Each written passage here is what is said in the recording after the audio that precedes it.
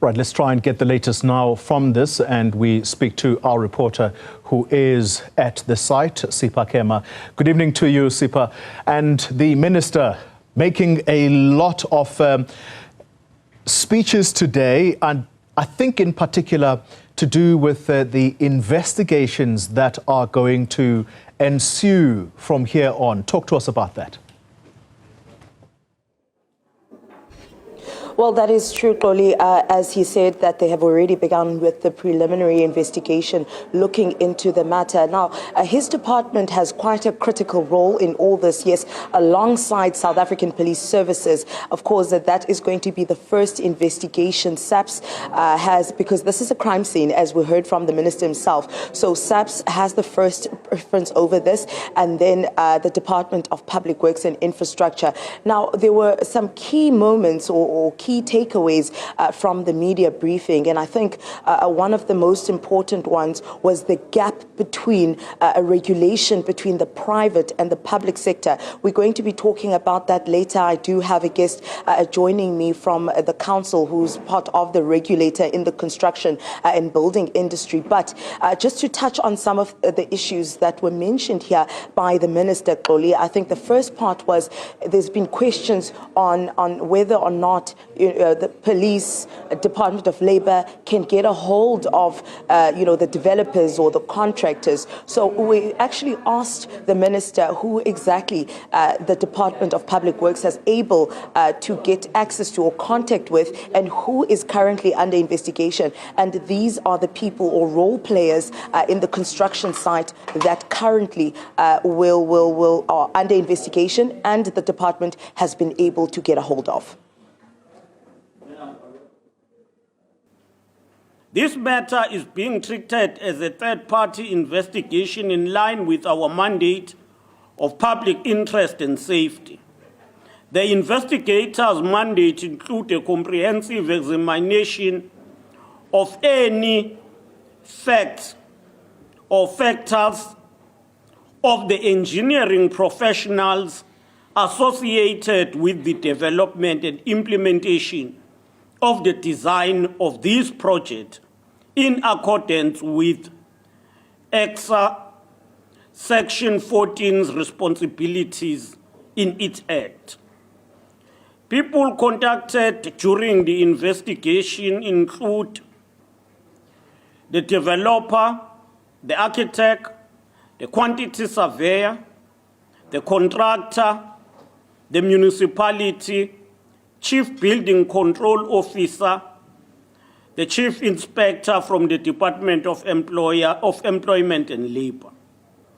We can confirm that EXA has previously received 2 complaints against one of the registered persons on this project.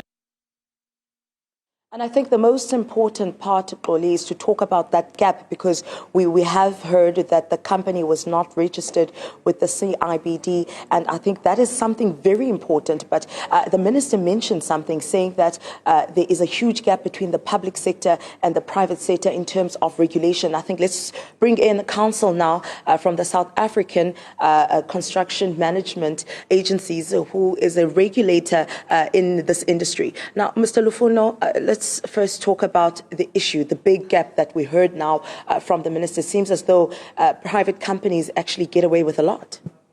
Yeah, so there's a gap of compliance with the regulation. The laws of the country are supposed to be applicable to both private and public sector. In this case, it was not a requirement that this contractor should have been registered with CIDB, but in the law, it's supposed to be applicable to both private and public. So that's the gap that is identified here.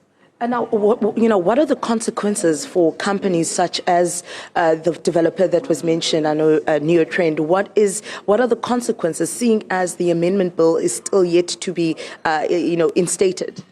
So there are 2 things. One is that in case where lives are lost, consequences of the law are invoked immediately.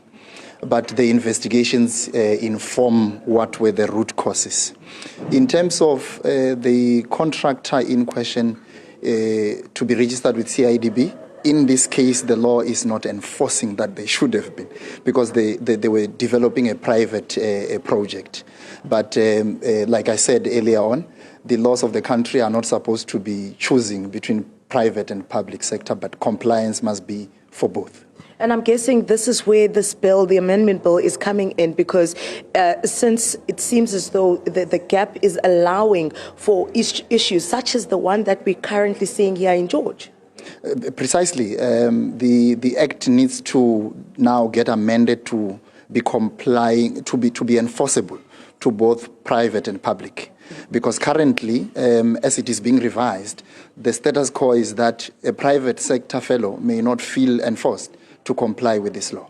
So just to clarify, and for the viewers at home, so there's an understanding regarding to accountability now regarding this company, meaning they were not, the law currently, the bill does not enforce them to be registered with the CIBD, meaning there are no consequences really.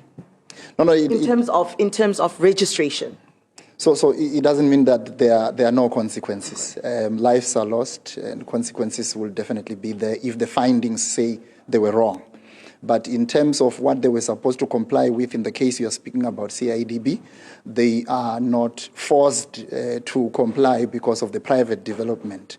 That is the gap of the law that we are talking about, that this law must now be applicable to private and public sector because they both hold the lives of people. Absolutely. Thank you so much, Mr. Lufuno Ratsuki. That's Mr. Lufuno Ratsuki joining us, of course, part of the regulation of the industry, the construction and building industry, of course, telling us about that gap that the minister was talking about, which seems it all goes back to enforcing compliance, really, legally as well. I mean, this company, there were questions on whether or not they were registered, but it seems as though even though they were not registered, it was not mandatory for them as a private entity because they were building, for a private company instead of the public sector. Sipha Kema live for us in George. Thank you very much for the time being.